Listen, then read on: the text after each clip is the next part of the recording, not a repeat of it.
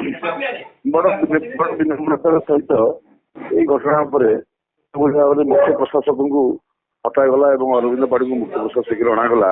ଜଗନ୍ନାଥ ପକ୍ଷରୁ ଯୋଉ ତିନୋଟି ମୁଖ୍ୟ ଦାବି ଥିଲା, ପ୍ରଥମ କଥା ଥିଲା ଶ୍ରୀଗୁଣ୍ଡିଚା ବାହୁଡା ଦିନ ଏ ନୂଆ କଲେକ୍ଟର ନୂଆ ଏସ୍ପି 2-4 ମାସ ହେଲା ଆସିଛନ୍ତି, ସେମାନେ କିଛି ଜାଣିନାହାନ୍ତି। ତାଙ୍କ ହାତରେ ଛାଡି ଦେଇକିରି ଯିଏ ମୁଖ୍ୟ ପ୍ରଶାସକ ଯାହାଙ୍କ ତତ୍ତ୍ୱାବଧାନରେ ରଥଯାତ୍ରା ହଉଛି, ଶ୍ରୀମନ୍ଦିର ପ୍ରଶାସନ ମୁଖ୍ୟ ପ୍ରଶାସକ ଘରେ ଶୋଇଲେ। ତାର କାରଣ ହେଲା ସେମାନେ ଆର ସରକାରର ସବୁ ଚାମଚା ଥିଲେ ଏବଂ ସେମାନଙ୍କର ଆଉ ଏ ସରକାରରେ କାମ କରିବାକୁ ଇଣ୍ଟରେଷ୍ଟ ନଥିଲା ଏବଂ ଏ ସରକାର କିନ୍ତୁ ବଦନାମ ହବ, ସେଥିପାଇଁ ସେମାନେ ହାଲକା ହେଇଗଲେ। କିନ୍ତୁ ଜଗନ୍ନାଥଙ୍କ ପାଖରେ ଏ କାମ କଲେ ହବ ନାହିଁ।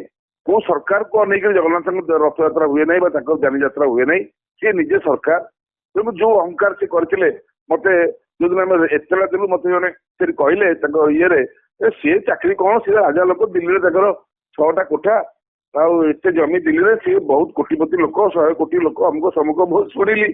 ମୁଁ ଆଜି ଶୁଣିଲି ସେଇଟା, କାଲି ଆମେ ବାଇଟ ଦେଲୁ, ପରଦିନକୁ ସେ ନାହାନ୍ତି। ଇଜ୍ଜତ ଯାହାର ରହିବନି, ଯେତେ ଟଙ୍କା ଥାଉ, କାହିଁକି ଏଠି ତାଙ୍କୁ ହଟାଗଲା ନା ଜଗନ୍ନାଥ ମହାପ୍ରଭୁଙ୍କ ସାଙ୍ଗେ ବେଇମାନି କଲେ। ଜଗନ୍ନାଥ ମହାପ୍ରଭୁଙ୍କର ମୁଖ୍ୟ ପ୍ରଶାସକ ହେଇକିରି, ଘରର ମୁରବୀ ହେଇକିରି ତାଙ୍କ ଯାତ୍ରା ଦିନ, ତାଙ୍କ ବାହୁଡା ଦିନ, ଏହା ପୂର୍ବରୁ ଯୋଉ ଓଡିଆ ଅଫିସର ମାନେ ଥିଲେ, ପ୍ରଦୀପ ମାତ୍ର, ଏଇ ଅରବିନ୍ଦ ପାଢୀ ଆସିଥିଲେ, ଅନ୍ୟ ଅଫିସର ମାନେ, ଆମେ ଦେଖିଛୁ ବାହୁଡା ବେଳେ ସେମାନେ ଚୂର୍ଣ୍ଣ ଛିଞ୍ଚନ୍ତି ନିଜ ହାତରେ ମୁଖ୍ୟ ପ୍ରଶାସକ, ମାନେ ୟା ପଛପଟେ ମାଲିକ ଆସିବ ବୋଲି। ଏମାନେ ଯୋଉ ଅଣ ଓଡିଆ ଲୋକ ରହିଲେ, ଏଙ୍କର ପ୍ରାୟ ଜଗନ୍ନାଥଙ୍କ ପ୍ରତି ସମର୍ପିତ ଭାବ ଏଙ୍କର ଟିକେ ବହୁତ ଉଣା ରହୁଛି। ଏମାନେ ପାଣ୍ଡିଆନ ପ୍ରତି ଯେତିକି ସମର୍ପିତ ଭାବ ରଖୁଥିଲେ, ଏମାନଙ୍କର ମହାପ୍ରଭୁଙ୍କ ପାଇଁ ବା ଓଡିଆ ଲୋକଙ୍କ ପାଇଁ ସେଟା ନାହିଁ। ସେଟା ଲୁଟିକିରି ସେମାନେ ଗୋଟେ ଗୋଷ୍ଠୀ ହେଇକିରି ସେମାନେ ଚକ୍ରାନ୍ତ ଚଲେଇକି ଓଡିଶାକୁ ଲଣ୍ଡା କରୁଥିଲେ। ତେଣୁ ଏଇନା ଆଉ ସେଇଟା ହେଇପାରୁନି।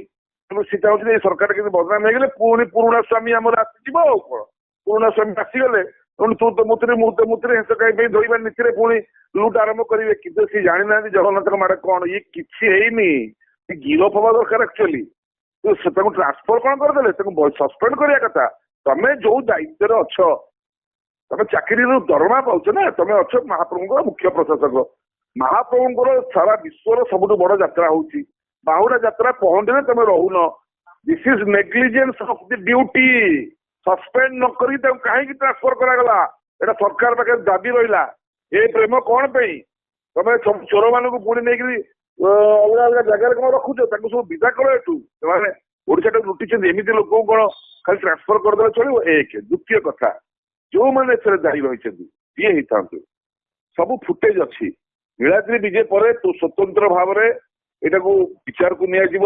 ମହାପ୍ରଭୁଙ୍କ ପ୍ରତି ଏଇ ଅପମାନ ଚଳିବ ନାହିଁ।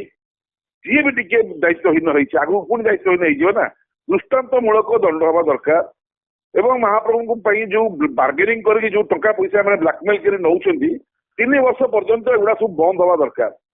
ପାଉଣା ଦେଖିବା ସେବାରେ ହଉଛି ନା ଟଙ୍କାର ସେବା ହଉଛି, ମହାପ୍ରଭୁଙ୍କ ଦ୍ୱାରା ସେବା ହଉଛି ନା ଟଙ୍କା ସେବା କରଉଛି। ଏଇଟା ଏଇଠି ପରୀକ୍ଷା ଦେବା ପାଇଁ ବଡ଼ ଠାକୁର ଏବଂ ଜଗନ୍ନାଥ ଚାହୁଁଛନ୍ତି। ଦେଖିବା ବିନା ପଇସାରେ ସେବା ହେଇପାରୁଛି ନା କେବଳ ପଇସାରେ ସେବା ହଉଛି। ତେଣୁ ସେବାଟା ଏଠି ଆଉ ପଇସା ଲାଗିଲେ ସେଟା ସେବା କଣ ଆଉ, ତା ବେପାର ଆଉ। ତେଣୁକରି ଆମର ବିନମ୍ରତାର ସହିତ କହିବା କଥା, ଯିଏ ଦୋଷୀ ହେଇଥାଉ ଆଜ୍ଞା, ତଳଠୁ ଉପରେ ଯାଏଁ ସେ ଦଣ୍ଡିତ ହବା ଦରକାର। ତୃତୀୟ କଥା ହେଲା, ଏ କଥାର ସମ୍ପୂର୍ଣ୍ଣ ଖାଲି ଟ୍ରାନ୍ସଫର କରିଦେଲେ ସତ୍ୟଟା ସରକାର ଜାଣିପାରିବେନି।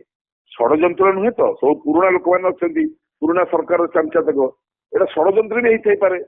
ତା ପୂର୍ବରୁ ଯୋଉ ଫୁଟେଜ ଅଛି ଆମର, ଯେ ରଥ ଉପରୁ ଛଡା ହଉନି, କିଛି ସେବକଙ୍କୁ ଅଧିକାରୀ ମାନେ ଛାଡୁନାହାନ୍ତି ଏବଂ ଅଯଥା ଅଲଗା ଲୋକଙ୍କୁ ଛାଡି ଦେଇଛନ୍ତି। ଏବଂ ତା ସହିତ ଯୋଉମାନେ ଯୋଉ ଡ୍ୟୁଟି ସେଠି କରିବା କଥା ଅଧିକୃତ ସେବକ ମାନେ, ସେ କାମ ସେମାନେ କରିଛନ୍ତି ନା ନାହିଁ, ଏ ସବୁ ଗୁଡା ବିଚାର ବି ହେଇକି ତଦନ୍ତ ହେଲେ ସତ୍ତା ଆସିବ। ଯାହା ବି 14 ତାରିଖରେ ବି ରତ୍ନଭଣ୍ଡାର ଖୋଲୁଛି, ଆମର ଆଉ ଗୋଟେ ଆନ୍ଦୋଳନ ସଫଳ ହେବାକୁ ଯାଉଛି।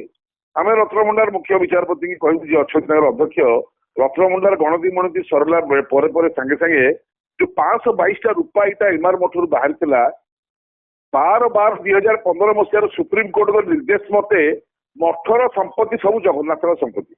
ମଠର ନିଜର କିଛି ସମ୍ପତ୍ତି ହବନି, ସବୁ ମହାପ୍ରଭୁଙ୍କ ଯୋଗୁଁ ମଠକୁ ନେଇକି ମହାପ୍ରଭୁ ନୁହଁ। ସେତେବେଳେ କିଛି ନଥିଲା ବୋଲି ଲୋକମାନେ ମଠ ମାଧ୍ୟମରେ ଦାନ କରୁଥିଲେ। ତ ଏଇ ଯୋଉ 522 ରୂପା ଇଟା ପୋଲିସ ଲାଇନରେ କାହିଁ ରହିବ? ଅସୁବିଧା ଚୋରି କରି ଖାଇଗଲେଣି ଆମେ ଜାଣିପାରୁଛୁ। ସେ ରତ୍ନଭଣ୍ଡାର ଭିତରେ ରହିବ, ସେ ମହାପ୍ରଭୁଙ୍କ ରତ୍ନଭଣ୍ଡାର ଭିତରେ ସ୍ଥାନ ପାଇବ। 522 ରୂପା ଇଟା ଯଦି ହିସାବ କରାଯାଏ, ଗୋଟେ 40 କିଲୋ ଲେଖେ 20 ଲକ୍ଷ ଟଙ୍କା ଗୋଟେ ହୁଏ, ପ୍ରାୟ 150 କୋଟି ଟଙ୍କାର ସମ୍ପତ୍ତି ସିଏ। ଆଗକୁ ଆହୁରି ବଢିବ। ତେଣୁକରି ମହାପ୍ରଭୁଙ୍କର ସମ୍ପତ୍ତି ଗୁଡା ରତ୍ନଭଣ୍ଡାରକୁ ଆସିବା ଦରକାର। ଆମେ ବିଶ୍ୱନାଥ ଜଷ୍ଟିସଙ୍କୁ ଏଟା କହିବୁ। ଯେ ସୁପ୍ରିମକୋର୍ଟଙ୍କ ମତ ଅନୁସାରେ ତ ଏଇଆ, ପୋଲିସ କାହିଁକି କାହିଁ ରହିବ, ଖାଲି କହିବେ ଏଟା ରୂପା ନୁହଁ, ତାର ମାନ ଟେଷ୍ଟ କରାହେଇନି, ତାକୁ ସେ ଖାଲି ସିସା କହିଦେବେ। ଏବଂ ଏହା ସହିତ କେମିତି ସୁରୁଖୁରୁରେ ରତ୍ନଭଣ୍ଡାର ଗଣତି ହେଇ ମହାପ୍ରଭୁ ରତ୍ନଭଣ୍ଡାର ସୁରକ୍ଷା କରାଯାଇ ତାକୁ ଭଲ ଭାବରେ ଓଡ଼ିଶାବାସୀଙ୍କୁ ସବୁ ଜିନିଷ ଜଣେଇବା, ଏଇଟା ରହିବ ଆମର ନେକ୍ସଟ ପ୍ରାୟୋରିଟି। ଏବେ ଯୋଉ ଘଟଣା ହେଲା ରଥରେ, ତାର ଓଡିଆ ଜାତି ଏଥିରେ ମର୍ମାହତ, ଦୁଃଖିତ, କ୍ରନ୍ଦିତ, କାନ୍ଦୁଛନ୍ତି ସମସ୍ତେ। ସେଇଟାକୁ ଲାଘବ କରିବାକୁ ହେଲେ ଦୃଷ୍ଟାନ୍ତମୂଳକ ଯଦି ପଦକ୍ଷେପ ନ ନିଆଯାଏ, ଖାଲି ଖାଲି ଭାଷଣ ଦିଆଯିବ ଆମେ ବି ମର୍ମାହତ, ଆମେ ଏଇଗୁଡା ନୁହଁ, ପୁରା ଷ୍ଟ୍ରେଟ୍ ପିନ୍ ଟୁ ପିନ୍ ପୁରା ଦଣ୍ଡ। ମହାପ୍ରଭୁଙ୍କ କେସରେ କମ୍ପ୍ରମାଇଜ ନାହିଁ। ତ ସେଇଥିପାଇଁ ଆମର ବିନମ୍ରତାର ସହିତ କହିବା କଥା, ଆଜି ଆମେ କୁଶପତ୍ରରେ ଯାହା କଲା ପୂର୍ବରୁ ମୁଖ୍ୟ ପ୍ରଶାସକଙ୍କର ତାଙ୍କୁ ବଦଳି କରିଦିଆଯାଇଛି। ବଦଳିରେ ଆମେ ସନ୍ତୁଷ୍ଟ ନୁହଁ, ତାଙ୍କୁ ସସ୍ପେଣ୍ଡ କରାଯାଉ, ତାକୁ ଡିସମିସ୍ କରାଯାଉ। ନେଗ୍ଲିଜେନ୍ସ ଅନ୍ ଡ୍ୟୁଟି, ତମକୁ ଡ୍ୟୁଟିରେ ପଇସା ଦିଆହଉଛି, ଲକ୍ଷ ଲକ୍ଷ ଟଙ୍କା ପାଉଛ, ଦରମା ପାଉଛ, ମାଳି ପାଇଛ, ଚୌକିଦାର ପାଇଛ, ଗାର୍ଡ ପାଇଛ, କାର ପାଇଛ, ଘର ପାଇଛ, କଣ ପାଇଁ? ଯଦି କାମ ନ କରିବ ତମେ, ଯଦି ମୁଁ ଯଦି କାମ ନ କରିବି ମତେ ତ ବାହାର କରିଦବା କଥା। ଏ ଟ୍ରାନ୍ସଫରରେ ଆମେ ସନ୍ତୁଷ୍ଟ ନୁହଁ।